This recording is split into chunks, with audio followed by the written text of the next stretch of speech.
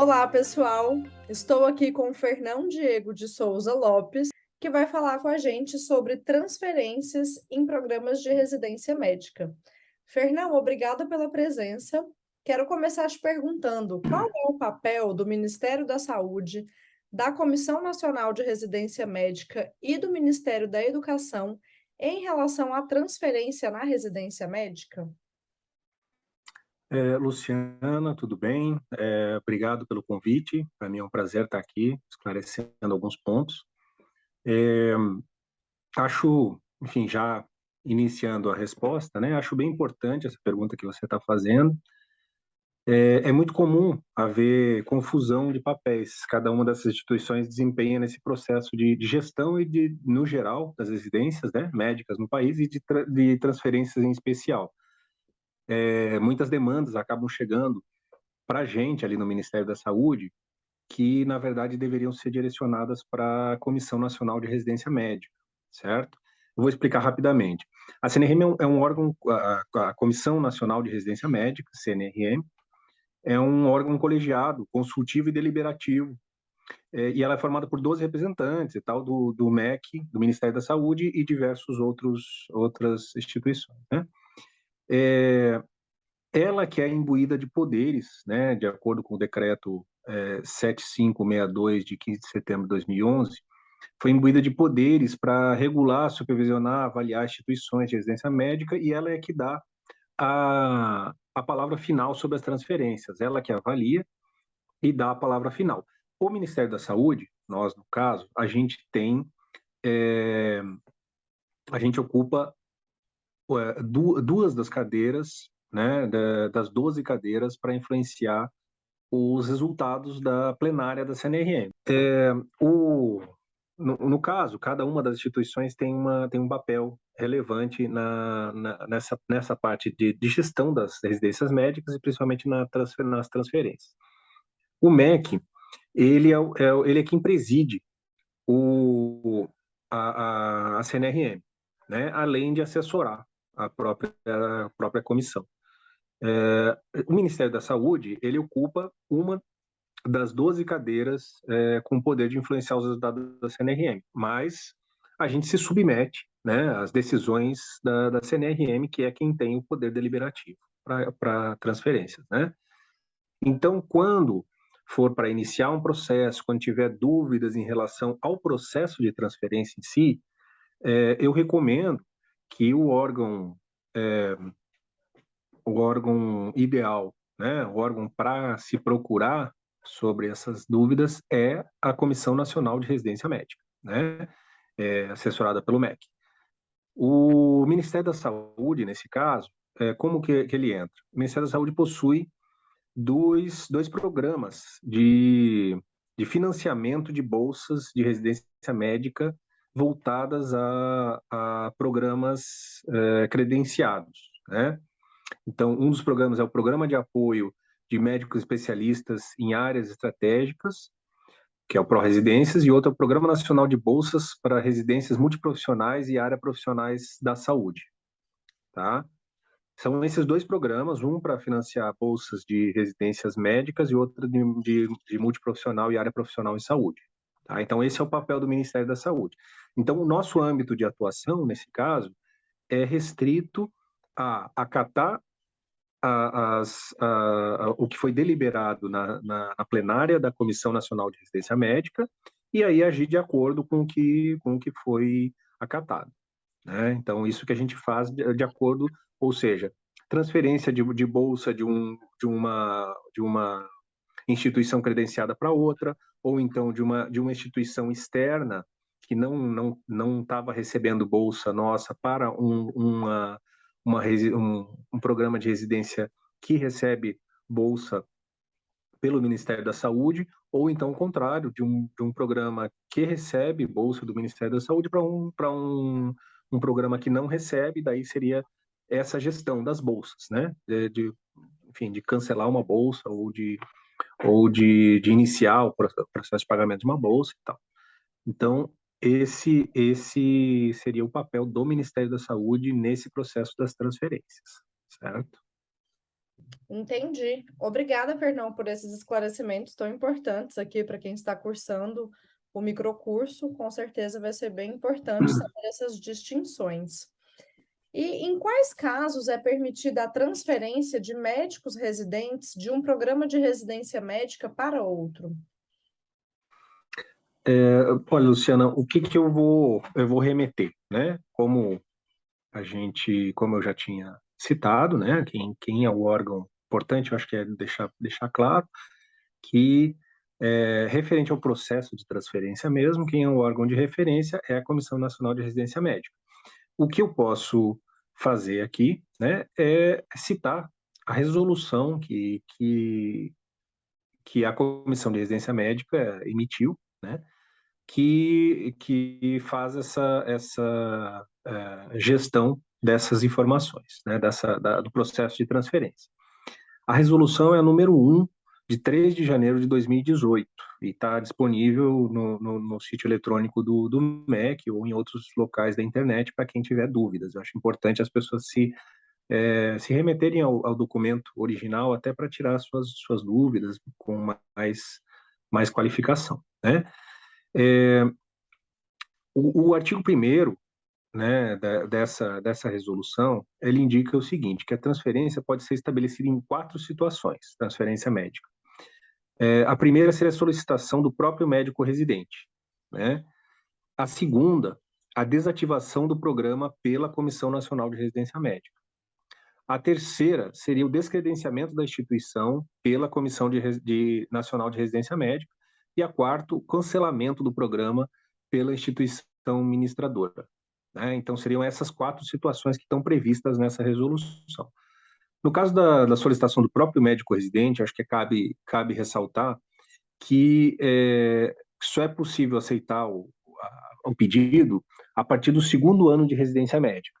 Ou seja, o médico R1 não pode fazer essa solicitação, né? Ela só está prevista a partir do 2º ano. E se tiver de acordo com os critérios estabelecidos no artigo 2º dessa resolução, né? Ou seja, caso seja servidor público transferido, ou um caso de doença do residente ou de parentes. Enfim, o importante é que a pessoa que esteja interessada leia diretamente a resolução, porque ali tem outros pormenores, eu só estou fazendo um resumo. Bom, importante lembrar também que as bolsas remuneradas pelo Ministério da Saúde, ou seja, que fazem parte daqueles programas que a gente financia, só podem ser financiados enquanto o residente estiver em atividade em um dos programas credenciados pelo Ministério da Saúde.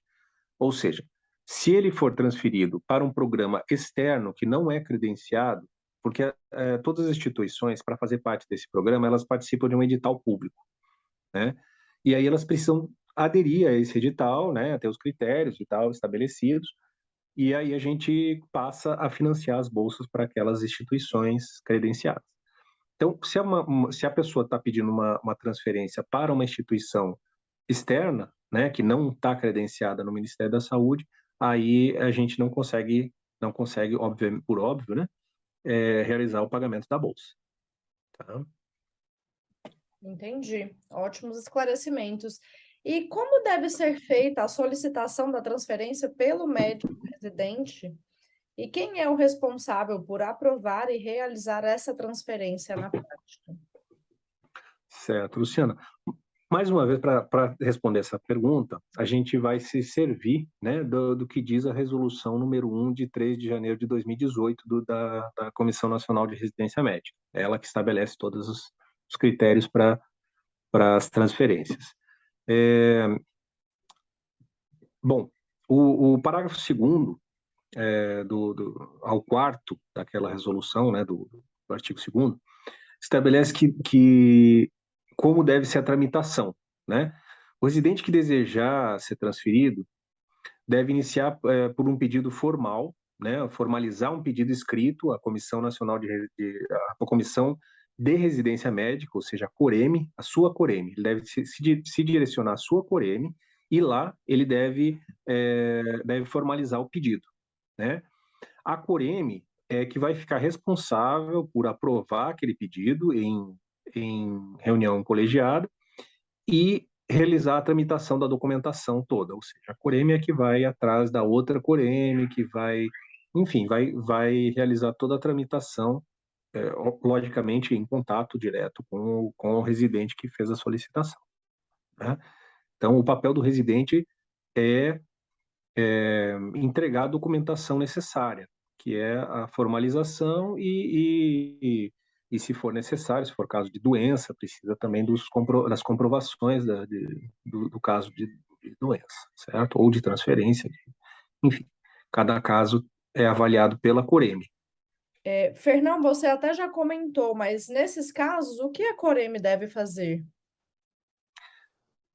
Pois é, Luciana, eu até já tinha introduzido o assunto na pergunta anterior.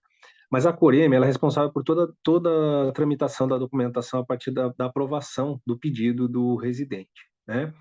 É, a partir do momento que ela aceitou esse pedido, ela vai entrar em contato com a Coreme de destino, vai identificar, caso não tenha sido identificado ainda uma Coreme com a possibilidade de receber o residente, a transferência, vai entrar em contato com essa Coreme de destino dele, né, e vai solicitar a documentação de ateste e concordância com a transferência.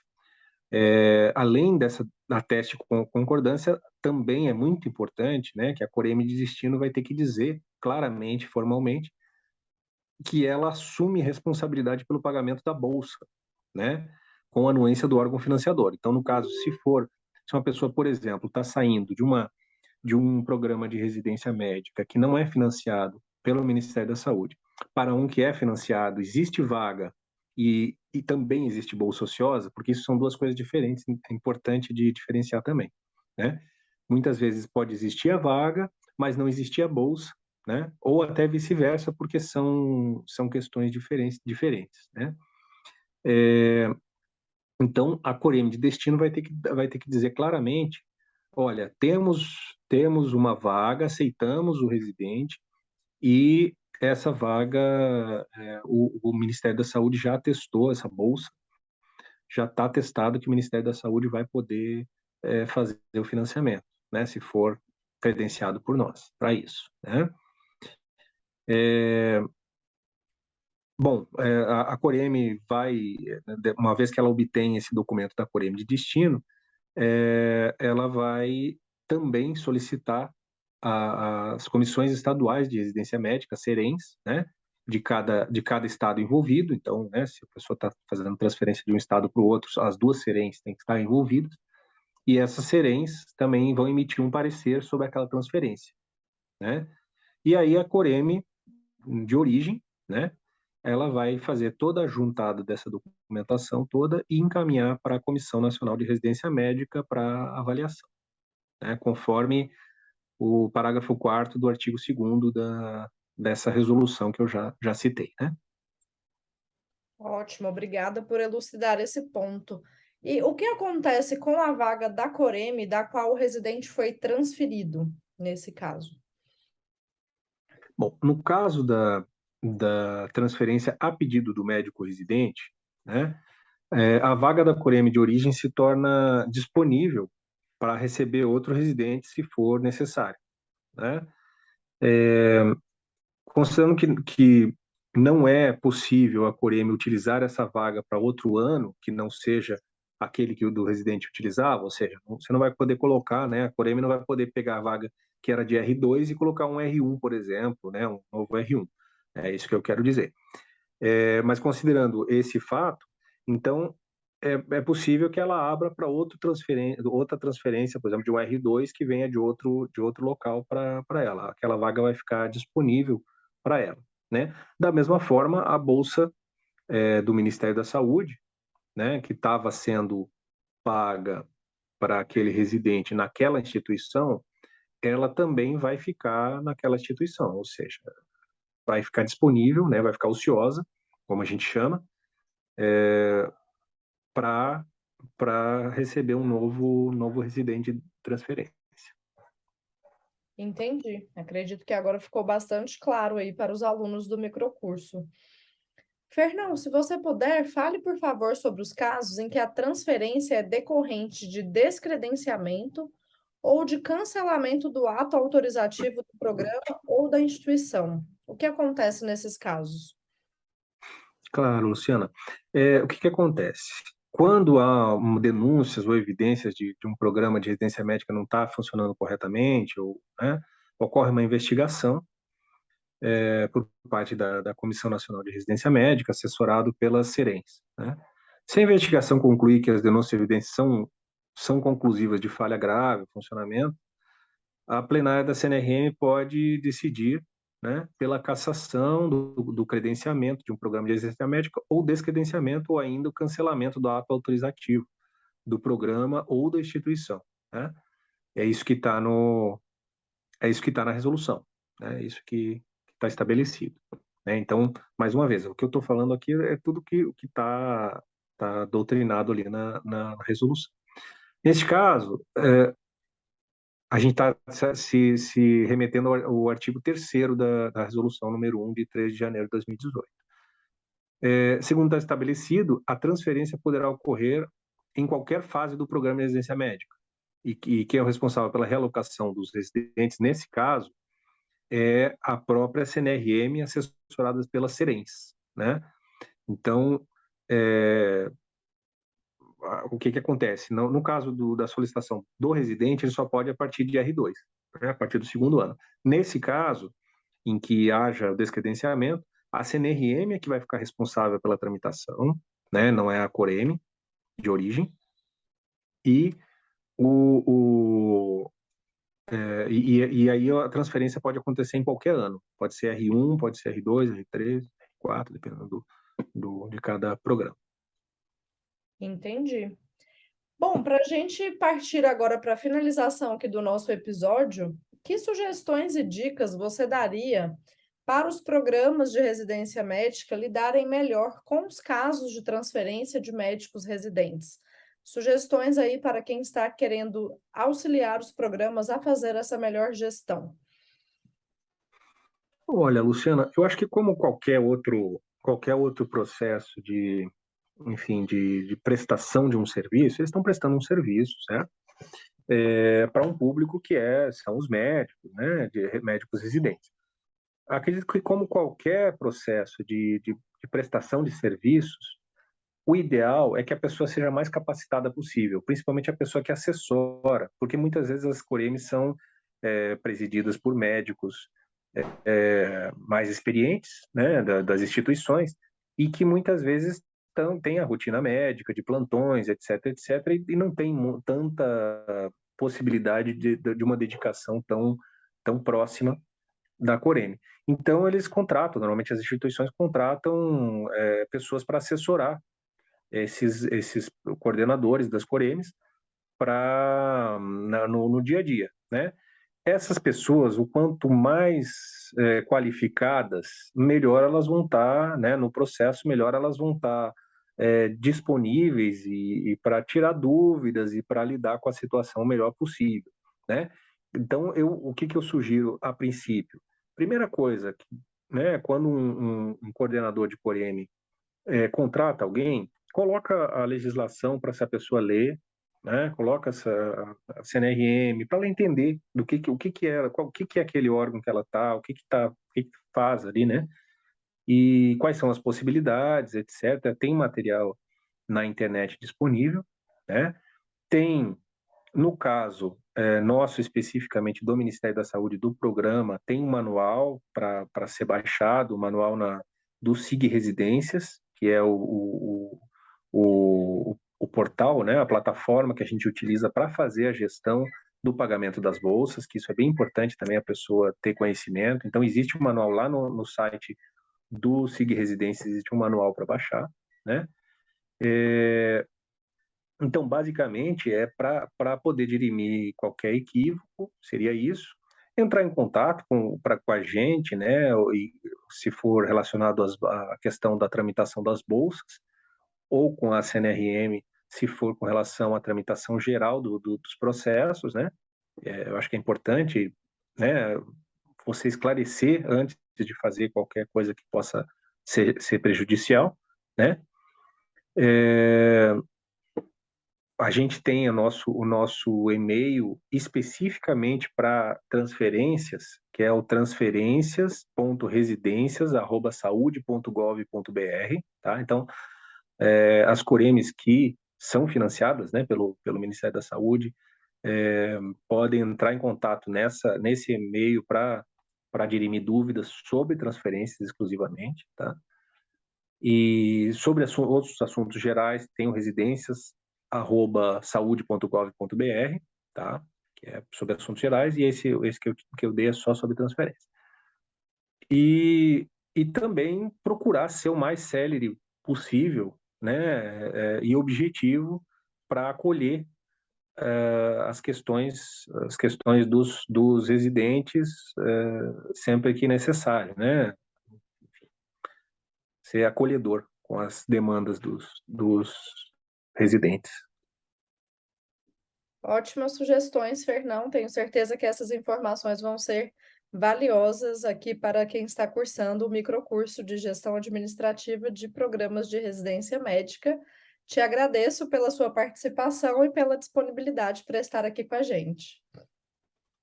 Luciana, eu que agradeço a oportunidade, acho ótimo poder esclarecer para um número maior de pessoas, né?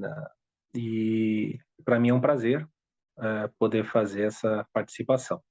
Qualquer dúvida que tenham, podem entrar em contato com a gente pelo e-mail informado e a gente está à disposição. Muito obrigado.